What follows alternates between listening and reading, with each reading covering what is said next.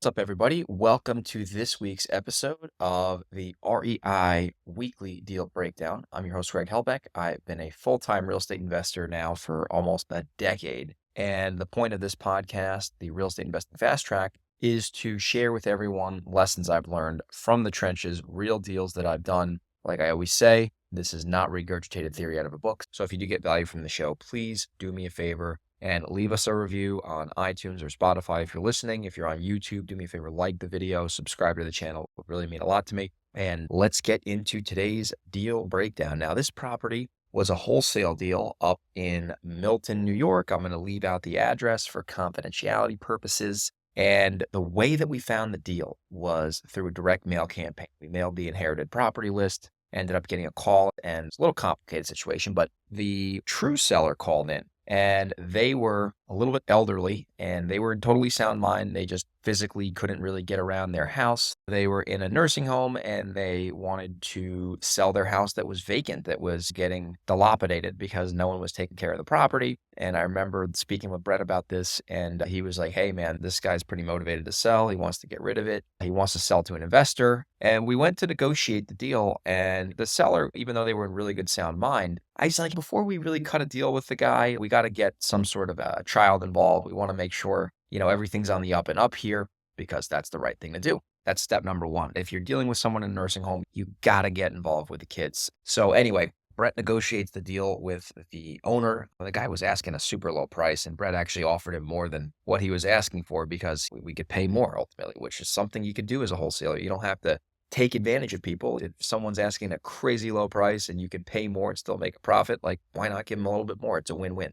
Anyway, the seller takes the offer, but we find out right away that the seller has a daughter, and the daughter had power of attorney over the seller. So we get in touch with the daughter. The daughter's like, yeah, that's fine. No worries. We got to sell that thing. Whatever he wants, I'm cool with.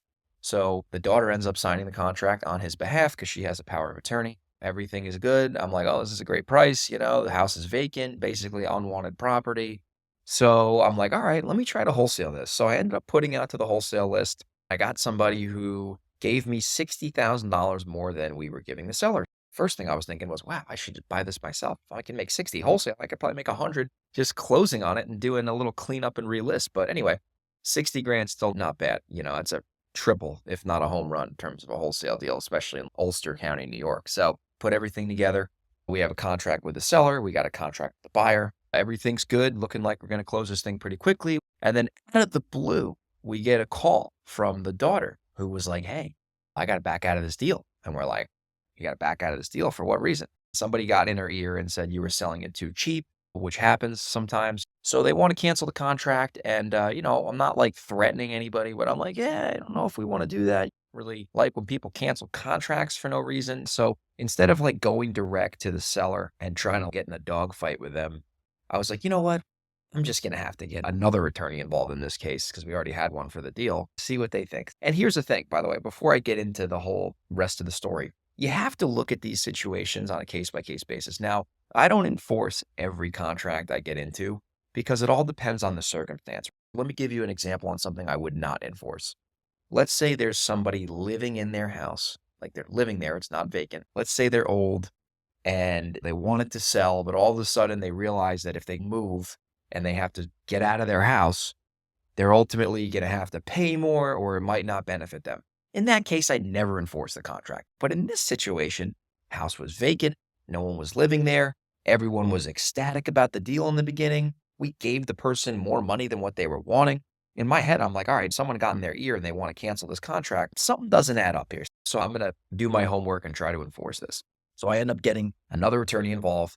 And we enforced the contract in terms of doing a lis pendens, which is basically how you enforce contracts. And here's the thing. When we did that, if the owner truly wanted to fight it, they would have pushed back hard. But because it was a smokescreen and they were really just trying to weasel out of the contract to get more money from somebody else, they ended up immediately like, you know what, we're just going to sell it. So we had to get some paperwork done that we needed to and ended up getting the closing lined up. After the legal fees, the net was probably around $55,000 on this property. But what are some lessons that you can take from this deal that you can apply in your business? Lesson number one is this.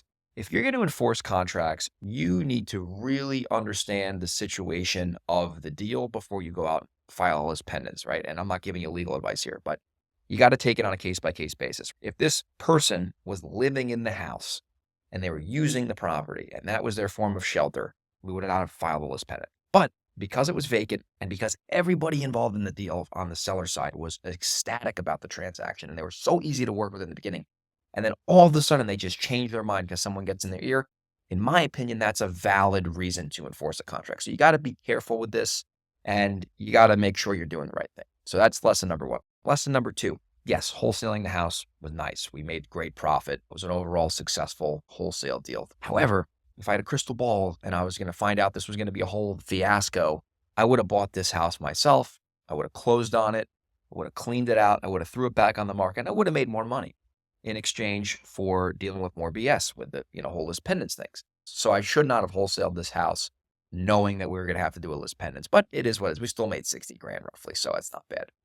Third lesson here, if you have a really good deal and you buy it at the right number, you can make a lot of money wholesaling a house, right? People always say, how do you do a deal for $40, $50, $60,000? It's because you buy the deal right on the front end, right?